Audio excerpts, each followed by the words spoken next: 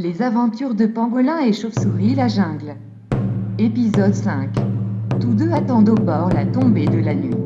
Il aurait été bien trop dangereux de circuler en journée dans cette ville d'Afrique au Cap. De nuit, c'est beaucoup plus propice pour se déplacer. Il va falloir quitter le port afin de continuer leur périple. Pangolin observe de sa cachette les mouvements des hommes en masse sur le port, afin d'estimer le bon moment pour pouvoir sortir de leur cachette. Il s'était caché dans un endroit sombre, afin d'y préserver Madame Chauve-souris. Le temps s'écoule lentement. Les heures, les minutes, semblent donner une impression que le temps s'est interrompu. Il y fait une chaleur pesante, étouffant pas la moindre brise. Pangolin continue à observer les mouvements, les va-et-vient de véhicules qui déchargent valises et autres bagages ainsi que des conteneurs. Pangolin est intrigué par un véhicule disposant à l'arrière d'une cage. Il fallait qu'il essaie de s'en approcher le plus discret possible afin de ne pas attirer les regards. Il s'en approche à bonne distance, observe. Son regard fut attiré vers la cage en question. Intrigué, il voudrait encore s'en approcher au plus près possible. Mais deux hommes étaient appuyés contre le véhicule. Pangolin freine son approche, il pourrait être vu. Il patiente, espère que les hommes se mettent à bonne distance. De là où il était, Pangolin aperçut une masse imposante qui était là sans réaction. Il reconnut son compagnon de cale qui n'était autre que Lion. Inquiété, il voudrait s'assurer qu'il allait bien. Pangolin continue à observer à bonne distance et attend le bon moment pour s'en approcher. Il dut patienter plusieurs minutes. Les hommes commencent par s'écarter du véhicule. Ils s'en éloignent. Pour Pangolin, c'était le bon moment d'aller voir Lion. Pangolin approche lentement du véhicule. Il appelle Lion. Lion. Lion. Mais celui-ci ne lui répond pas. Pangolin décide de monter à l'arrière du véhicule et s'approche au plus près de Lion, tout en continuant à l'appeler, mais aucune réaction. Pangolin inquiété. C'est tout de même grâce à lui qu'il a pu sortir de la cale du bateau et aller rejoindre Madame Chauve-souris. Il devait savoir si Lion était toujours vivant, on espère que ce soit le cas. Il escalade le véhicule et finit par se retrouver face au visage et à côté de la cage de Lion.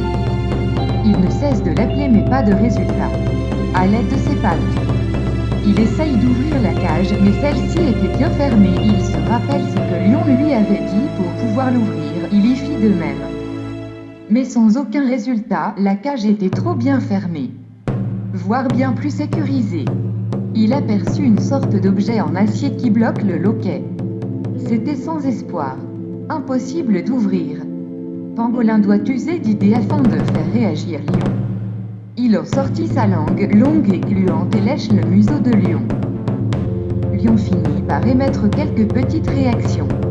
Satisfait, Pangolin savait que Lion était en fait qu'endormi. Après plusieurs essais de léchage, Lion finit par se réveiller. Comateux, entre endormi et éveillé, il tente avec peine de se relever et se remettre sur ses pattes. Pangolin fait acte de sa présence et attend une réaction de Lion. Il ne fut pas longtemps pour que Lion finisse par réagir. Il s'étire tout en se léchant le museau, tout en ouvrant sa grande gueule. Il se redressait avec la tête, observe de droite à gauche. Lion s'exclame. Je suis encore dans cette cage. Je pensais être chez moi. Suite à ce triste constat, il regarde derrière lui mais avant prend quelques laps de son eau dans sa gamelle. Pangolin s'exprime. Je suis satisfait de voir que tu vas bien et d'être toujours en vie. Lion aperçut Pangolin. Tiens, drôle de Pangolin, tu es encore ici? Pangolin lui répond. Oui. J'attends la nuit pour pouvoir quitter cet endroit. Lion. Moi je pensais que tu serais déjà loin. Le plus loin possible avec ton amie. Mais d'ailleurs où est-elle? Cette Madame Chauve-souris.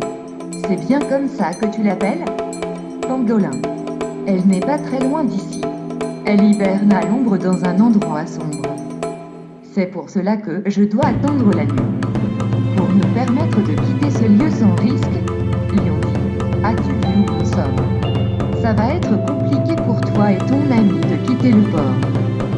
À côté, il y a une grande ville qui prolifère d'hommes. Mais encore bien d'autres choses qui pourraient être dangereux pour un drôle de pangolin. Pour moi, je suis pas inquiet. C'est vrai. Je suis toujours dans cette cage et attendre que mon taxi me reconduise sur le chemin de la liberté. Comment penses-tu te rendre dans la jungle? Tu n'as pas de taxi, ça va être compliqué pour vous deux et voire très dangereux. Pangolin. Je ne sais pas encore comment faire. J'attends que Madame Chauve-souris m'y aide. Je sais qu'elle saura comment faire. Lion. Oui, mais ton amie a des ailes pour se déplacer, pas bien difficile pour elle. Quant à toi, tu n'as que tes petites pattes et cette lourde carapace d'écailles sur ton dos qui mène tes pas lents et difficiles. Tu ne pourras pas monter sur son dos et profiter du vol, y as-tu pensé? Pangolin. C'est vrai, elle peut voler. Elle surveillera mes arrières depuis le ciel et éviter de me faire attraper. Lion. Oui, c'est pas faux. Mais comment penses-tu traverser les routes de cette ville? Il y a beaucoup de véhicules qui circulent. Et ce n'est pas un pangolin qui les ferait freiner. Les hommes sont des prédateurs. Tous ne respectent pas la vie animale. Ils pourraient te capturer pour finir à leur dîner. Pangolin. Tu as raison. Je ne vois pas comment faire, on verra cette nuit. Lion. Tu sais quoi? Tu es vraiment un pangolin aventureux et courageux. Je vais encore t'apporter mon aide. Et te faire quitter ces masses humaines. Pangolin. Comment tu voudrais t'y prendre? Lion. Je sais au moins une chose. C'est que les hommes préfèrent rouler de nuit. Moins de circulation et surtout moins dangereux pour eux à l'approche de la jungle. Va rejoindre ton amie Madame Chauve-souris, la nuit va bientôt être là, reviens avec elle au moment du départ vers mon taxi. Monte à l'arrière, tu feras le chemin en ma compagnie et profiter de mon taxi. Quant à Madame Chauve-souris, elle pourra nous suivre depuis le ciel à bonne distance. Es-tu d'accord, drôle de pangolin? Pangolin. Merci Lion. À défaut de te servir de garde-manger, tu m'aides. Et t'en serais reconnaissant. Lion. C'est bon, pas tant de blabla.